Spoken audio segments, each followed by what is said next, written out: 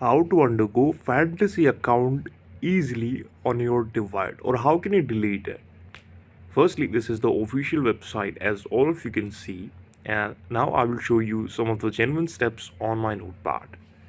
Follow the steps till the end to just successfully delete your account. If you would like to delete your account, fantasy account, follow the three main steps below. Contact Undergo Family or Fantasy support via Just Use app.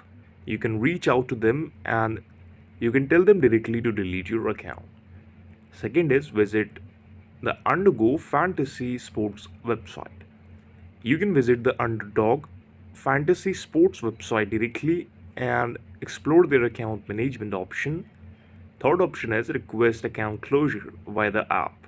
Open the Underdog Fantasy app, go to the account tab usually located in the bottom right corner. Find the support contact button and click on it.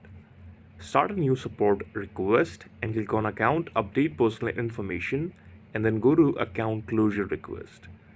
A customer support agent will guide you through the closure process. If any data cannot be deleted due to the compliance reasons, they will inform you.